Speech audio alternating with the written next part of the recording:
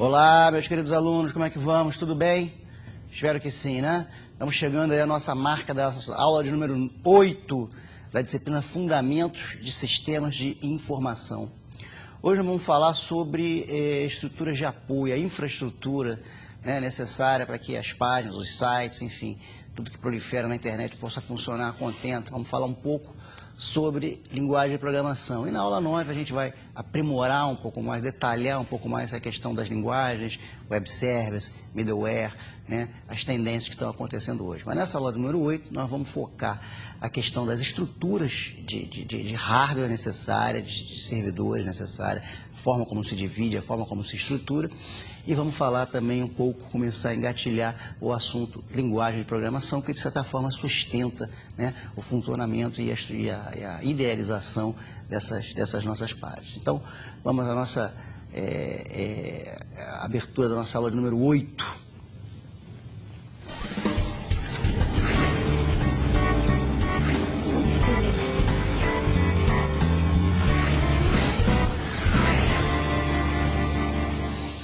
Bom, então a tecnologia necessária em termos de hardware, em termos de infraestrutura física, necessária para que funcione esse aparato internet, para que os sites e-commerce funcionem, para que qualquer página que esteja na internet possa funcionar, qualquer serviço na internet possa ser provido, a gente tem 3 pilares fundamentais aí que devem estar muito bem estruturados, devem ser muito bem planejados e, obviamente, orçados, porque não são coisas que custam barato, na medida em que você precisa de segurança, que você precisa de robustez, que você precisa de escalabilidade, você precisa rodar esse troço 365 dias no ano, 24 horas por dia.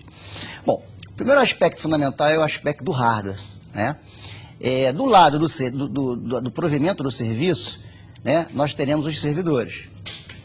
E do lado das estações, de quem vai usar o serviço, isso não é muito a preocupação de quem está construindo o site, mas minimamente vai ter que prover os requisitos mínimos para que aquele site possam ser usados. Mas o que nos importa aqui, do ponto de vista da construção da página, são a estrutura dos servidores. O servidor tem que ser muito bem, vamos dizer assim, você tem que saber muito bem o que você quer, qual a estrutura deles, o quanto você vai precisar de cada potência, de cada parte do teu hardware. Então, montar os servidores, especificar os servidores, a forma como vai funcionar, a forma como os serviços vão ser providos, se vai ser um servidor, se vão ser 2, se vai ter servidor de backup, se esses servidores vão estar dentro de uma estrutura de balanceamento de carga, enfim, definir exatamente como o serviço vai ser provido e o que vai ser necessário em termos de estrutura de servidor para atender a esse serviço. Então, dependendo do tamanho da estrutura que está sendo criada, essa quantidade de servidores pode ser elevada, a estrutura pode ser grande. Então, tem que planejar e idealizar muito bem conforme o foco, conforme o objetivo. Tudo isso porque, hoje em dia, não existe mais aquele site de internet completamente isolado do contexto da empresa. É claro que ele sempre vai ser algo que faz parte do contexto da empresa, porque, minimamente, ele vai ter que buscar uma base de dados que está dentro do contexto empresarial, que está dentro da estrutura da empresa. Então, a página hoje, ela é um elemento integrado, os serviços de internet são elementos integrados dentro do contexto da rede corporativa. O segundo aspecto absolutamente relevante é justamente, como falei de rede corporativa, é a telecom, ou seja, toda a estrutura de telecomunicações e redes necessárias para que aquele serviço de internet possa ser provido.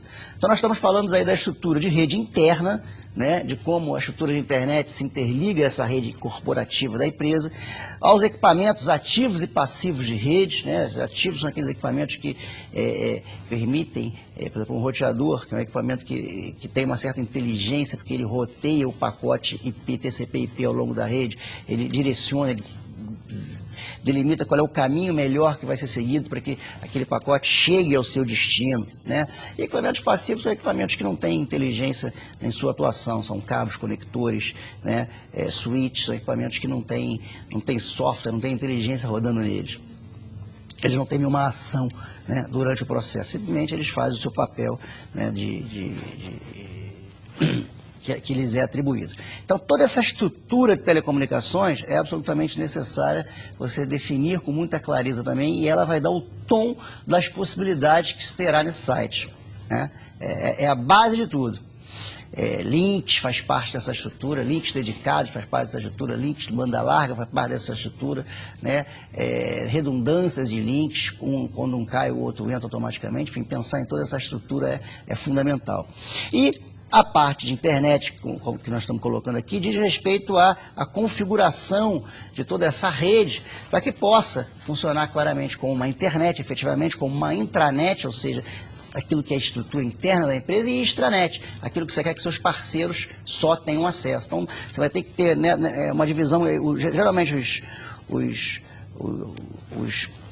serviços do sistema operacional que fazem o provimento da internet, né, você vai ter que saber configurar muito bem isso aí, para que cada aplicação que você queira que funcione na internet, na intranet e na extranet, possam funcionar de acordo com o teu contexto. Então, essa tecnologia é o alicerce, é a base para que a gente possa começar a pensar, né, em prover serviços na internet através de um site. Vamos avançando. Então, na aula de hoje nós vamos ver, né, essas necessidades todas. Nós vamos ver também que, em termos de servidores de internet, né, existem, aqui tem alguns, tem outros, existem alguns serviços de internet que estão listados aqui, ó, as aplicações, quando você dá lá o www, o site que responde aquela aplicação, internet, e-mail, FTP, banco de dados. Então, a estrutura da rede corporativa da empresa, né, é composta de um conjunto de serviços, né. Um deles é a internet, ó. É o provimento de serviço à internet, é o servidor que vai responder às requisições de internet. Esse servidor de internet, né, ele é aquele que responde aos serviços, mas na verdade ele vai estar trabalhando integrado com os demais. Ele vai estar eventualmente rodando uma aplicação que está no servidor de aplicação, ele vai pode estar provendo um serviço de e-mail para dentro da empresa, cujo servidor de e-mail é um servidor específico, pode ser que exista uma área de FTP, onde essas aplicações utilizem, né, para acesso comum a dados, e esse servidor de FTP pode ser um servidor específico qualquer, pode ter um servidor específico para banco de dados, ou não. Pode ser que eu tenha esses servidores, um servidor para cada tipo de serviço desse, pode ser que 2 ou mais, ou até todos os serviços estejam concentrados em um servidor, em 2 servidores, isso vai depender da estrutura da empresa. O fato é, você precisa entender com muita clareza quais os serviços que os teus servidores corporativos vão prover, dentre eles o de internet, né, e como eles vão ser integrados, como eles vão ser construídos, como eles vão ser idealizados. É claro que na medida em que você separa, né, obviamente, você vai ter um overhead aí, né, quer dizer, um throughput de processamento maior, na medida em que você vai ter que ir em equipamentos, né, que não são aqueles efetivamente. Quer dizer, quando você se conecta no site da empresa, você se conecta pelo servidor de internet. A partir daí, ele vai, se ele quiser uma base de dados, se ele quiser acesso a dados, ele vai ter que ir no servidor de banco. Se ele quiser rodar uma aplicação, ele vai ter que ir no servidor de aplicações, né? Se ele for gravar na área de FTP, ele vai ter que ir no servidor de FTP. Então, você tem, né, um throughput de um acesso pela rede interna para que esses acessos podem ser feitos. Então, isso é uma desvantagem. Por outro lado, você tem a grande vantagem de que se um desses servidores parar, né, você não para toda a tua estrutura de funcionamento da internet. Embora um serviço desse parando pode ser, né, fundamental para que todo o conjunto também seja danificado. Mas você consegue restabelecer isso de uma forma mais rápida, de uma forma mais tranquila. Você pode ter um servidor de backup já, né, ligado em cluster, rodando essa estrutura que você nem perceba que ele paralisou, ou pode ser necessária uma paralisação, uma intervenção manual para colocar no ar o servidor de volta. De toda forma, essa estrutura ela tem que ser pensada de acordo com o tamanho da empresa, com o tipo de serviço que você quer prover e com a robustez com que você quer prover o teu serviço, né? Então, essa é uma questão relevante que a gente tem que pensar sempre que estiver fazendo essa questão dos sites, né? Então, a internet ela é basicamente uma tecnologia, uma organização de tecnologia, né, do tipo cliente-servidor. Ou seja, cliente são todos os browsers, todos os clientes, todos os usuários, né, que estão lá no seu browserzinho, seus navegadores, www. Alguma coisa, ou http:// alguma coisa, querendo ter acesso a algum serviço que existe na internet, né? Então, os serviços, né, eles são programas, eles são aplicações que ficam armazenados nos servidores. né? Então, o cliente são as máquinas nossas, os usuários que acessam esse serviço. E os servidores são os equipamentos que provêm esses serviços, né? Pode ser dentro daquela estrutura que a gente acabou de mostrar. Um tipo de serviço, um tipo de servidor para cada tipo de serviço que a tua rede vai se propor. O fato é que há de ter um planejamento muito grande e entender que essa estrutura cliente-servidor, né, é a base do funcionamento, né, do relacionamento entre os equipamentos dentro da internet. Bom, então, conforme deixa eu só voltar aqui um minutinho. Então, olha aqui, ó, deixa eu só voltar aqui, ó. O que eu quero dizer é o seguinte: aplicações, internet, e-mail, FTP, banco de dados são serviços que se provê dentro de um contexto de internet. Quando eu falo internet, é a máquina que responde à requisição quando você, né, aciona uma URL. E é essa máquina de internet que vai ter o serviço, que vai responder pelo serviço de requisição pela URL. Só que, neste serviço, entre aspas, da requisição, você pode ter o acesso a uma aplicação interna da empresa. Então, você vai estar numa intranet. Você pode ter acesso a uma aplicação que o teu parceiro utiliza. Então, pode ser a extranet. Ou pode ser propriamente a internet mesmo. Os clientes nas suas casas acessando um site de comércio eletrônico. E, de repente, você resolveu dividir, né, esse teu serviço, os serviços que provém, em vários servidores. Então, esta é a grande estrutura que nós temos que pensar e idealizar dentro dessa estrutura de cliente-servidor. Então, hoje, na aula de hoje, nós vamos ver todos esses detalhes mais a miúde. Vamos direto ao ponto.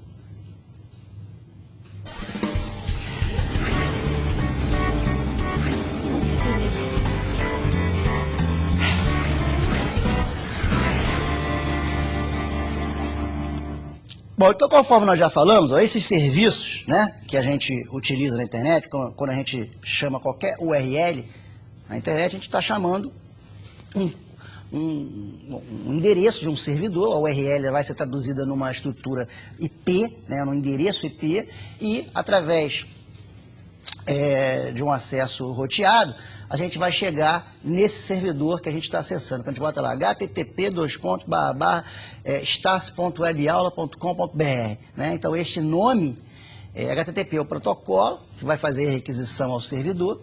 Esse nome vai ser convertido no endereço. Esse endereço vai ser localizado dentro da estrutura de internet e vai se chegar a esse servidor. Existe um servidor em algum lugar desse planeta, né, que responde por esse serviço http://stars.webaula.com.br. Um ou mais, a gente não sabe da estrutura. São vários, 3, a gente não sabe. Isso aqui é interessante, quer dizer, a gente quando endereça um serviço pela internet, a gente simplesmente bota a URL e a partir daí, a partir de que chega nesse servidor único que responde essa URL, a partir daí você pode ter toda uma estrutura de servidores respondendo para você ser absolutamente transparente, né? Então, os serviços são providos por uma estrutura de um ou mais servidores, não se sabe, e os clientes não sabem da localização física dos mesmos, ninguém sabe onde está a web aula. Os servidores podem ser individualizados, um para cada serviço, conforme nós já anunciamos. Isso, a grande vantagem disso é que você tem, né, os serviços sendo seccionados por cada equipamento, né? Ou o mesmo servidor físico. Isso é uma grande desvantagem, porque na hora que esse único servidor físico para, você tem toda a estrutura comprometida. Então, aquilo que pode funcionar independente dos outros, podem muito bem ser providos em servidores físicos distintos. Pode agrupar serviços dependendo da demanda do porte da empresa. Pode ter 2, 3 servidores, agrupando 4 a 5 serviços que você presta. Vai depender também das tuas possibilidades, né? Não só em termos de recursos, como do que você quer fazer em termos da tua disponibilidade. O Web Aula é um site que, em tese, ele teria que estar no ar 24 horas por dia, né? Para que as pessoas possam acessar as suas aulas a qualquer momento. Então, a estrutura de servidores tem que levar em consideração essa demanda. Então, é a demanda que vai determinar como vamos estruturar esses servidores. Esses equipamentos, servidores, devem ser dotados de recursos que garantam a disponibilidade do serviço pelo período necessário. necessário. Geralmente, 365 dias por dia, 24 horas por dia. Quer dizer, quando você bota um serviço na internet, você está disposto que o cara vá a qualquer momento. Você não vai botar, ó, só vai em horário comercial no meu site, que acaba que o cara passa do horário comercial e quer entrar. Ele não entra, ele nunca mais volta, né? Então, é um serviço que tem que estar garantido o funcionamento 24 horas por dia, inclusive na madrugada, né? Geralmente devem ser máquinas com recursos avançados, né? Com redundâncias, com mais de uma peça para algumas coisas, para que possa garantir a continuidade desse serviço dentro dessa estrutura sem que seja necessária intervenção, né? Quanto isso for, melhor ainda. Então, são estruturas de equipamentos, né, caras, né, com tecnologias modernas, né, que vão poder prestar esse serviço com a robustez que será necessária, né? Então, a Dell, aqui nós não somos representantes, temos parceria com a Dell, não tem nada, simplesmente porque é uma empresa onde vocês podem ir no site delas e entender com clareza as tecnologias atuais que estão sendo propostas em termos de servidores, né? Existem outros também, né? Mas a Dell tem um site em português, ela tem as tecnologias mais modernas, você tem lá não só a tecnologia de servidor, como também de armazenamento, né? Que são tecnologias também que estão sendo vendidas hoje a um custo muito grande. Tem diversos tipos de servidores, os servidores em rack, esse mais da direita, para aqueles que quando você não tem muito espaço físico, você precisa botar ele numa casinha de rack, você bota vários um embaixo do outro.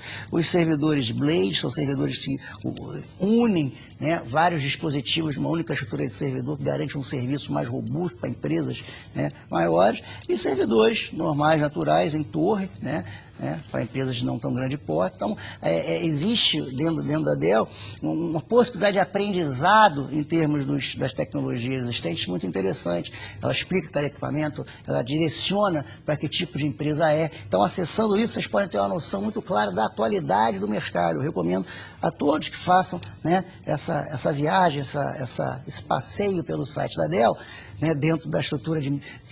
Ele já começa dividindo pelo porte da empresa, né? Então, serviços que você tem que ter latência muito grande, serviços para pequenas empresas, para grandes corporações.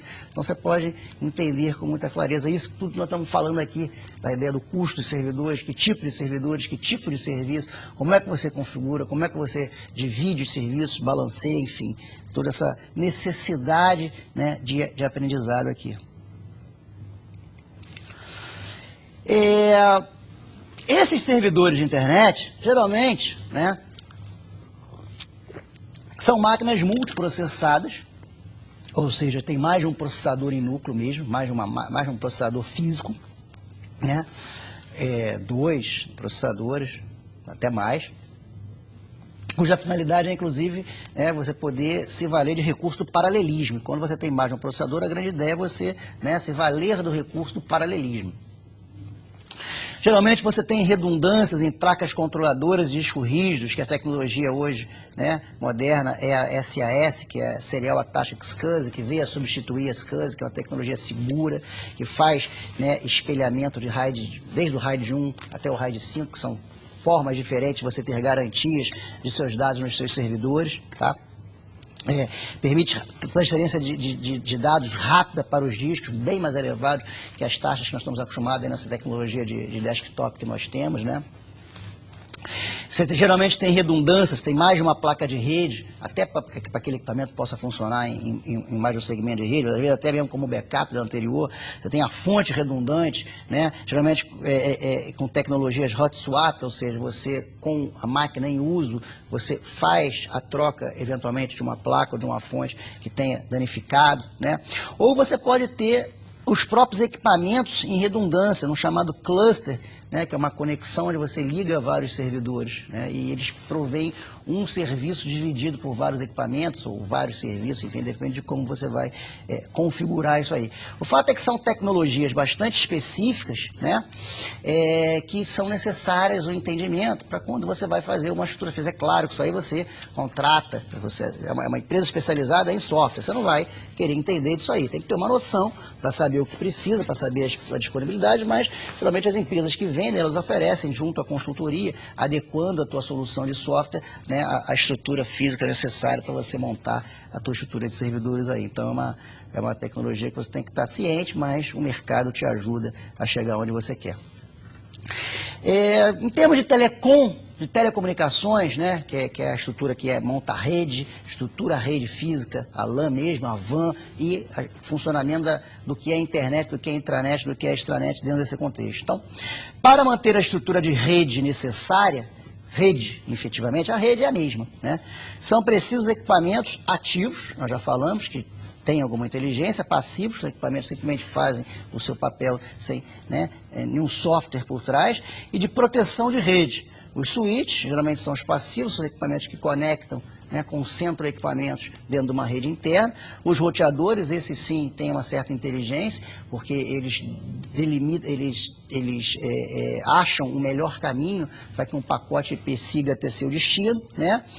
E o firewall, que são proteção dessa rede corporativa contra acesso indevido vindo do exterior, né, de externo, ou seja, geralmente é uma parede de proteção que você tem antes da tua estrutura de internet da empresa, em que nessa parede você fecha portas, né, deixa abertas as portas mais comuns, que é 80 HTTP, 21 FTP se você utilizar, e o resto das portas, se nenhuma aplicação usar, você fecha. Com isso, você garante que as invasões, minimiza a ocorrência de invasões no teu ambiente de internet, né? Geralmente é um equipamento que pode ser provido só por software, quer dizer, geralmente tem que ter um hardware, né? Só por software não existe, mas pode ser só por hardware, né? Você tem um hardware firewall, você pode ter uma máquina qualquer que você instala um servidor Unix, Linux, né? E nele configura um firewall. Então, existe uma versatilidade para você configurar esse equipamento aqui, que vai depender também, obviamente, do porte, da necessidade, né? Mas a ideia é que você minimize invasões, né, garantindo que portas que determinados locais de fácil utilização pelos hackers possam ser bloqueados e a sua rede não seja invadida, né? Então, são equipamentos extremamente delicados em termos de tecnologia. Então está aí um desenho de alguns equipamentos exemplificados, né? Aqui, ó, o roteador, ó, entre a rede interna, isso aqui é a rede interna, né? A estrutura. Isso aqui falta o firewall estaria aqui, ó. Aqui estaria o firewall. Que WAN é a estrutura de rede, né? Wide area, quer dizer, de internet, no mundo afora. Então, a chegada na empresa dessa WAN seria pelo firewall, estaria aqui na frente de tudo, né? Ou seja, o acesso à porta de internet da empresa chega no firewall. E o firewall decide se esse request, se esse pedido, tudo que chega num servidor chama-se request, né? É um pedido de serviço. Então, o firewall recebe esse pedido de serviço e verifica se aquilo está vindo de um local para uma porta adequada, de alguém que seja necessário, vê se não tem nenhum IP ali proibitivo, e a partir daí permite ou não a entrada, né, desse pacote IP com esse request.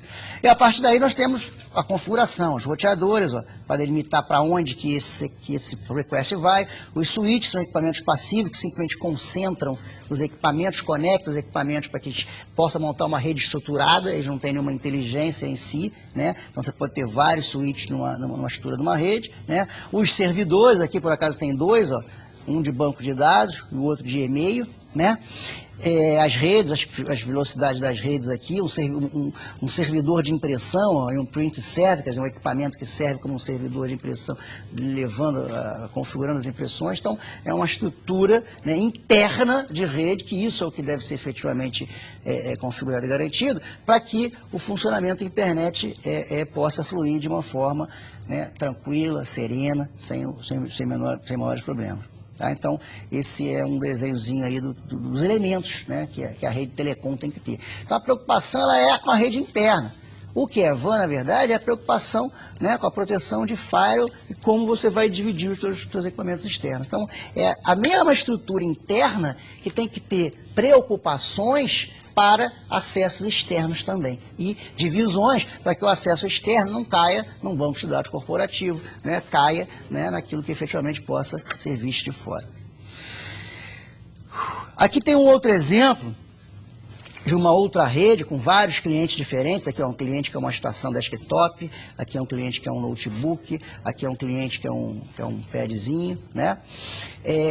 Acessando servidores, quando ele dá lá http://webaula.br, e a estrutura de servidores, por exemplo, são 3 servidores, ó, os três provendo o serviço com balanceamento de carga. O que significa isso? Existe um equipamento ativo que, de acordo com o quanto já está cada um dos servidores em processamento, ela manda para um ou manda para outro. Na verdade, os três funcionam dentro de uma estrutura, né, central, provém o mesmo serviço e, de acordo com o momento, um está ocupado, o outro não, ele vai distribuindo a carga de processamento para esses servidores. É uma estrutura muito usada também, né, hoje em dia, quando você não pode deixar um servidor parado, né, que não provê um serviço muito ativo, então você tem esse recurso para poder utilizar, melhorar o custo dos teus recursos. Tá? É bastante interessante isso aí.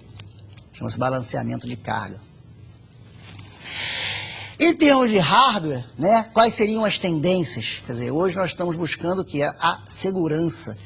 Segurança dentro da estrutura de internet é fundamental. Então, além disso, o que eu vou ter? Eu vou ter que ter servidores com alta escalabilidade.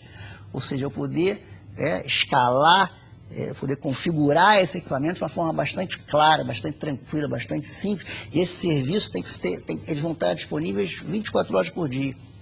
Eu tenho que ter servidor de backup.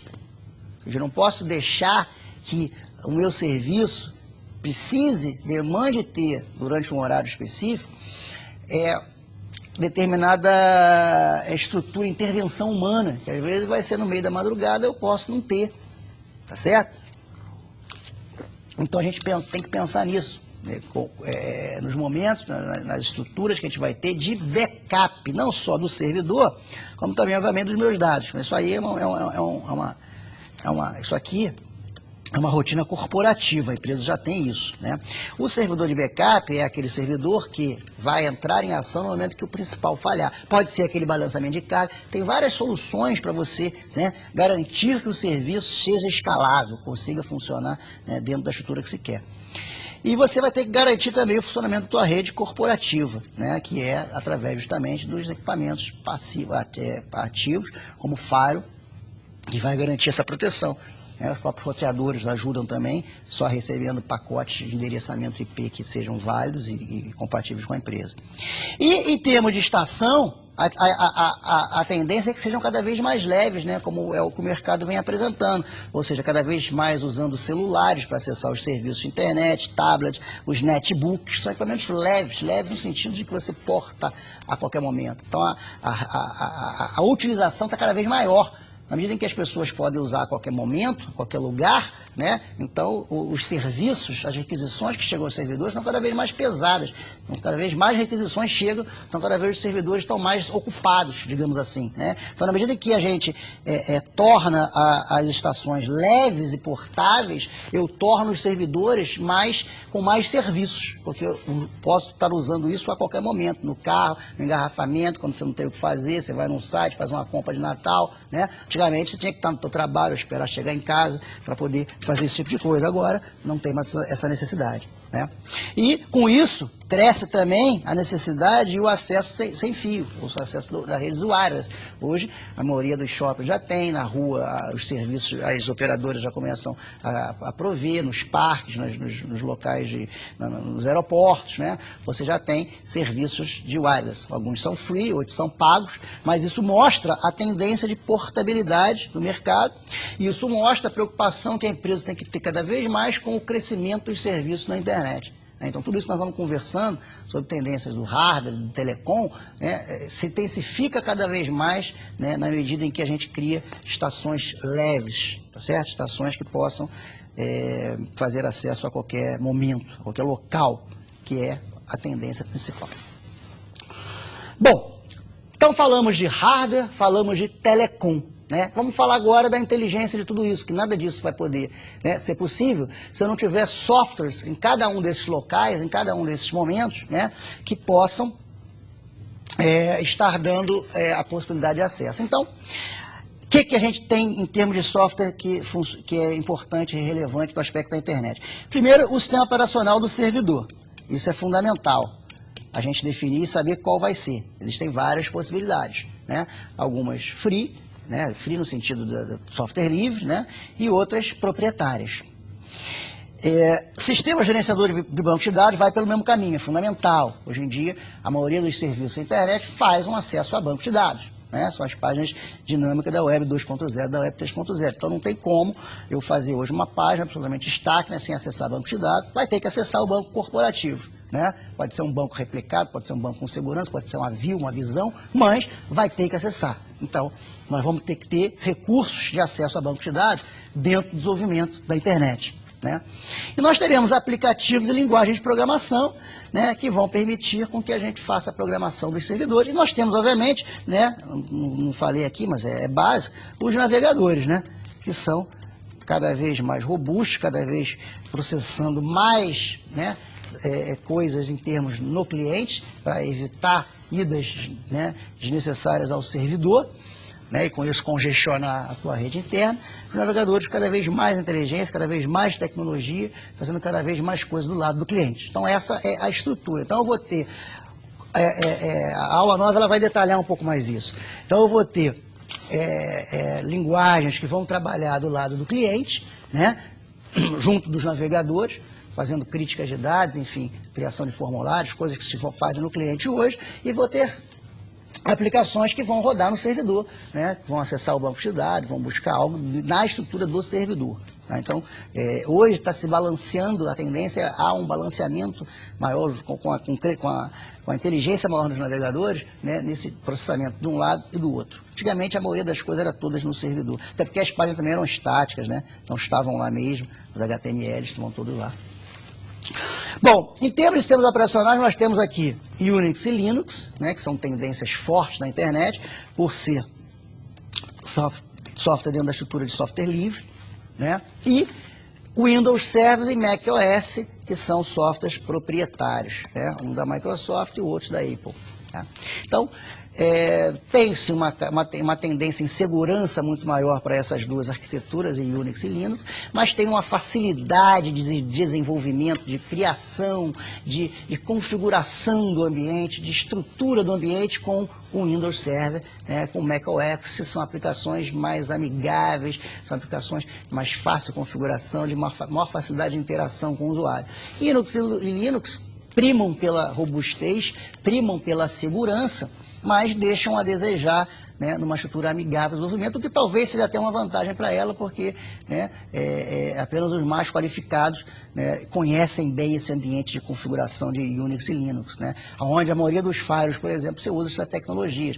Existem críticas severas quanto à falta de confiabilidade do Windows Server com relação à possibilidade de portas que ele deixa abertas, né? Dizem que você usar um Windows Server é que você ter facas apontadas para o teu coração o tempo todo, dado esses riscos que você tem. Mas isso tem sido vencido também pela empresa, pela Microsoft, cada vez melhorando seus produtos, tornando mais seguros.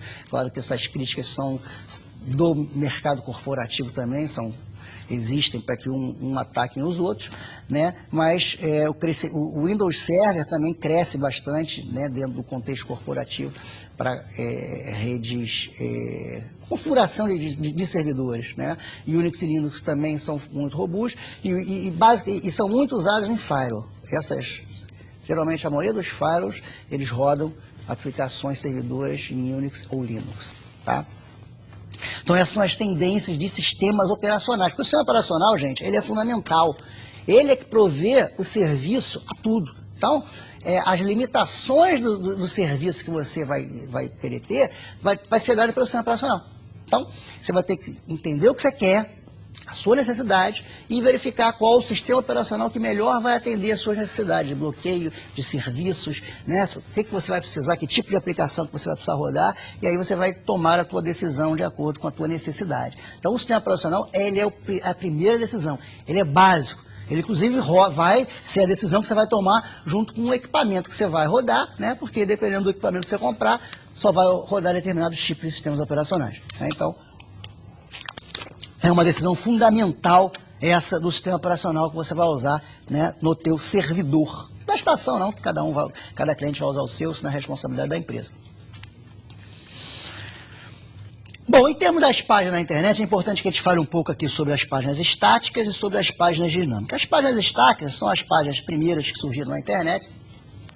São as páginas basicamente contidas nos arquivos HTML, que é uma linguagem de marcação, uma linguagem cheia de tagzinhos, né, de blocos, onde você constrói textos e hiperlinks com facilidades incríveis, que foi os primórdios do começo da internet. Depois melhorou um pouquinho com algumas utilização de folha de estilo, para você configurar cores, tipos de páginas de uma forma padronizada, e JavaScript, que são programinhas que rodam no cliente para fazer algumas críticas de dados, por exemplo. Porém, a característica das páginas estáticas é elas não terem funcionalidade nenhuma além dos links. São páginas puras de hiperlink. E aí, hiperlink aqui, você clica, vai para lá, você clica, volta para cá, só. Ou seja, você vai no servidor, você busca essa página, apresenta essa página, acabou.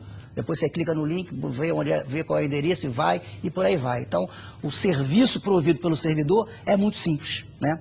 Mas hoje nós temos as chamadas páginas dinâmicas, da chamada Web 2.0 e agora entrando na Web 3.0, onde a interatividade com o usuário é algo fundamental, né? Então, elas já incorporam elementos cuja exibição da página requer outros códigos. Então, aí, nesse momento em que entram as páginas dinâmicas, você já vai utilizar linguagem de programação mesmo, e não uma linguagem markup como é o HTML. Então, você vai usar Java, já vai usar PHP, já vai usar ASP, que são aplicações que vão buscar rodar dentro do servidor, né? Mas código mesmo, lógica, acesso a um banco de dados, por exemplo, uso do XML para formatação e retorno de dados, ou seja, linguagens vão prover funcionalidades que eu vou precisar de linguagem de programação para entregar essa funcionalidade para quem faz a requisição, né, é o browser que faz essa requisição. Então, sempre lembrando, né, é assim, a comunicação no cliente, você tem o browser e no servidor você tem a aplicação rodando. Então, o browser,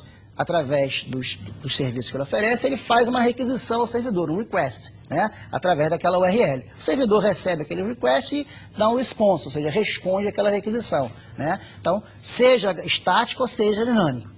O dinâmico vai precisar de uma estrutura, né, de software e hardware de servidor mais elaborada. Vai ter que ter o banco de dados, pode estar em outro servidor ou não. Então você pode estar até fisicamente em outro local, né? Então isso aqui vai garantir a diferença entre um tipo de página e outro.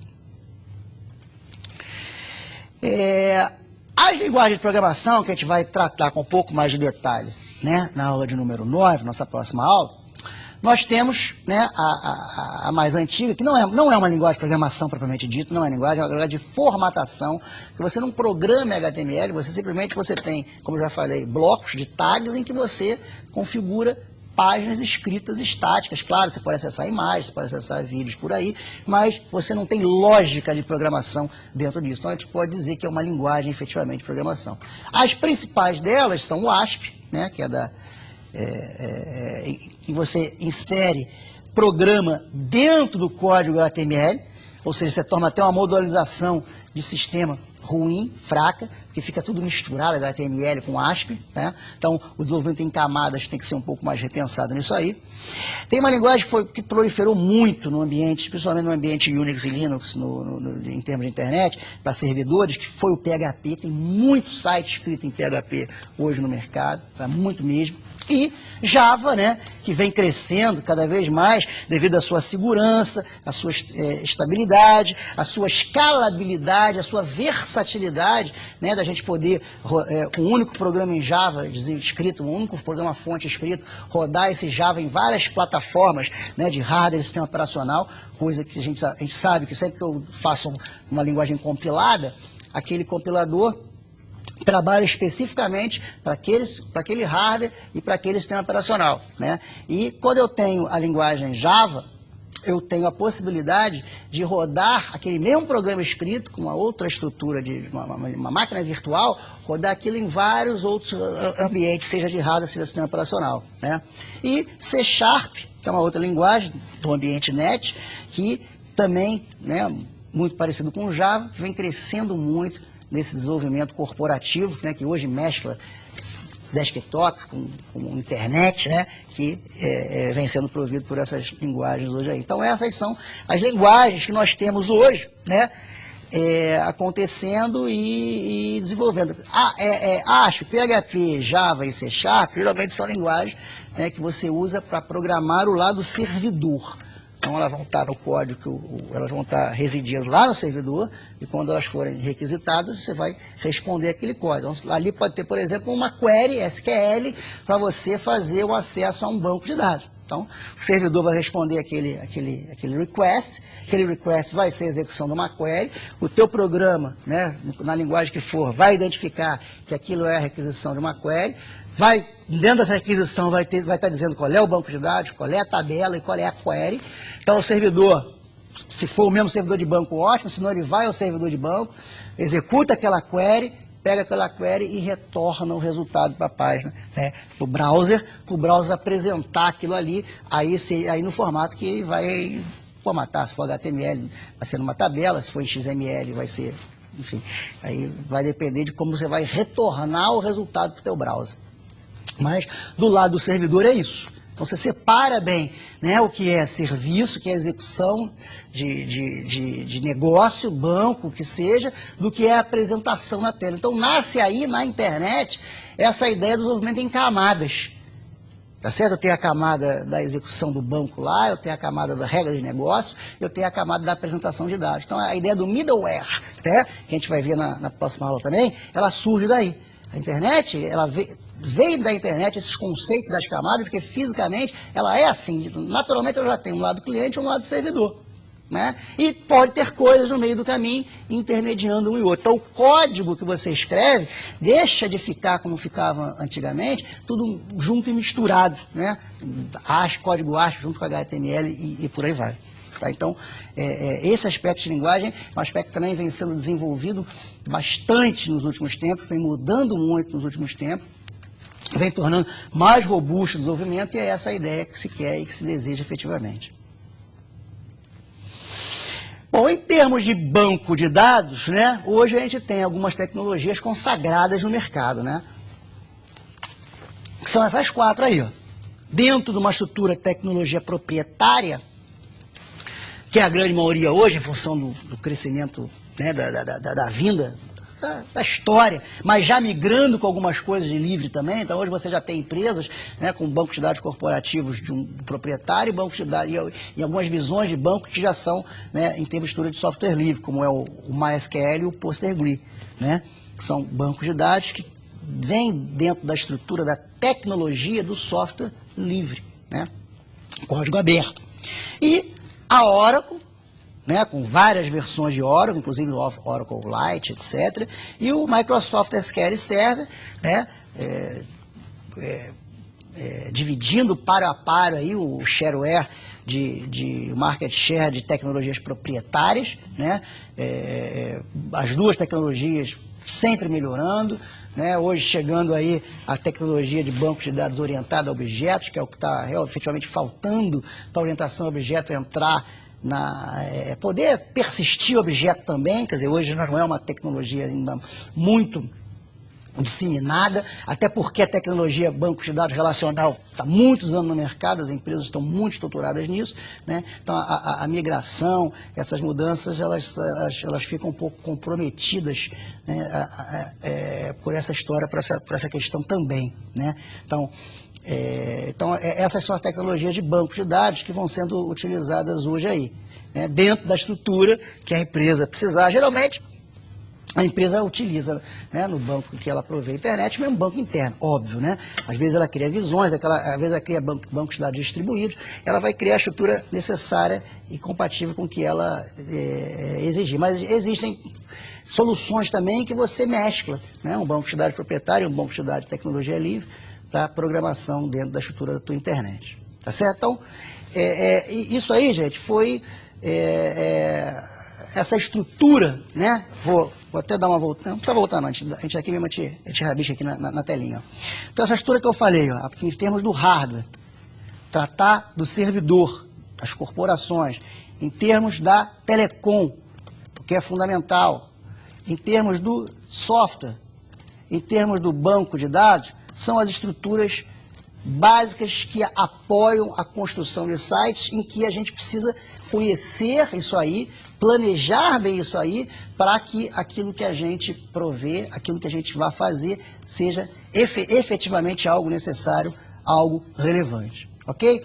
Vou chamar agora então o nosso resumindo, para a gente fazer discussões finais aí de tudo que nós falamos na nossa aula de hoje.